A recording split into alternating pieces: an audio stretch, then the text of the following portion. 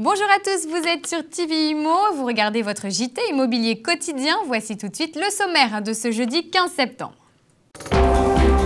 Au sommaire de votre JT immobilier quotidien, nous vous proposons un reportage sur le renouveau des Halles à Paris. Notre expert, maître Xavier Hugon, sera sur notre plateau pour répondre à vos questions immobilières. Enfin, pour terminer, retrouvez les 4 infos IMO à ne pas manquer avec notre tout en images. Bienvenue dans votre journal.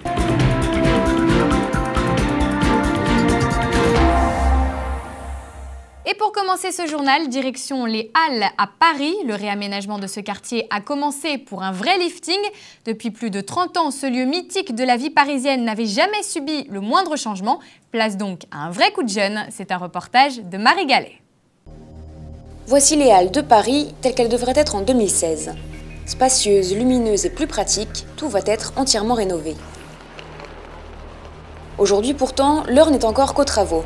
Commencé au début de l'année 2011, plusieurs chantiers voient peu à peu le jour.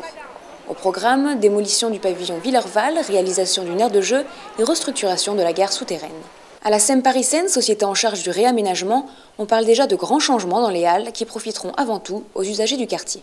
Donc les grands changements, c'est sur l'aspect fonctionnel, la création de beaucoup de sorties supplémentaires pour le confort et la sécurité des usagers qui circulent entre la surface et le monde souterrain. C'est une refonte architecturale avec un bâtiment très fort pour signifier la présence du monde souterrain en surface. C'est un nouveau jardin, beaucoup plus accessible au public. De nombreux moyens sont mis en œuvre pour informer le public des travaux. Mais pour les riverains et les commerçants du quartier, ce chantier n'est pas une partie de plaisir. L'association Accomplir rassemble les contestataires du projet. Pour les commerçants du forum, ça fait déjà plusieurs mois qu'ils dénoncent une chute de 30 à 40% de la fréquentation du centre des Halles. Quand vous voyez des palissades comme ça, sincèrement, vous n'avez pas envie de rentrer dans le centre commercial. Alors par contre, il semble que ça profite un petit peu aux commerçants de surface. Il y a un report qui se fait. Avec 800 millions d'euros engagés dans ce projet pharaonique, d'ici 5 ans, les Halles de Paris seront sans doute méconnaissables.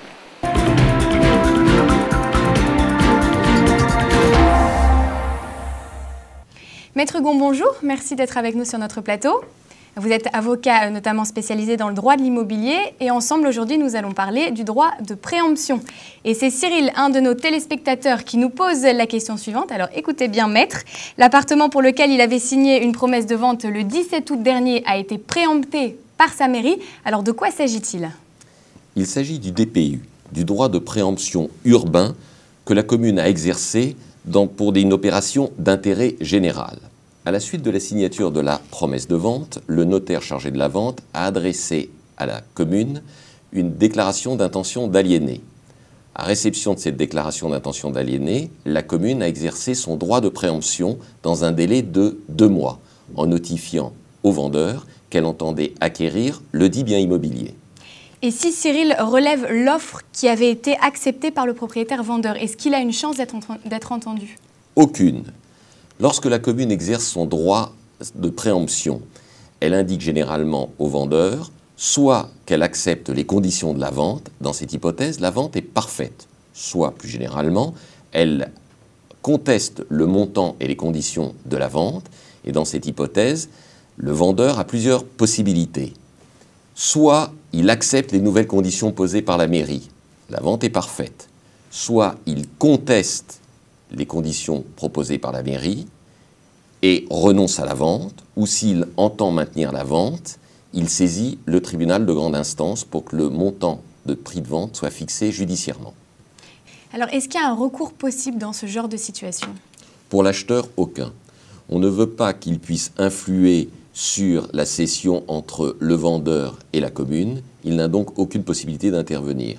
Seul le vendeur avait la possibilité, avant de signer le compromis de vente, d'interroger la commune pour savoir s'il y avait ou non un droit de préemption. Et en tout état de cause, s'il refuse, lui, de vendre l'appartement à la commune, il peut parfaitement refuser à tout moment de vendre ce bien et le conserver. Très bien, merci beaucoup, Maître Hugon, d'être venu sur notre plateau et on vous retrouvera pour une prochaine chronique.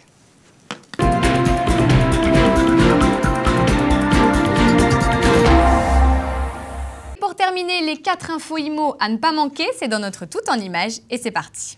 13,5 millions de dollars, c'est le prix de vente de l'île privée de Paul Allen. Le cofondateur de Microsoft avec Bill Gates possédait quelques 120 hectares de terre au nord de l'océan Atlantique. La construction du stade de Lille prend du retard, en cause le changement de réglementation des normes sismiques. Même si la ville ne fait pas partie des zones à risque, des travaux supplémentaires sont nécessaires. L'ancienne demeure de Dominique Strauss-Kahn a loué. La location du 153 Franklin Street est estimée à 600 000 $ par an.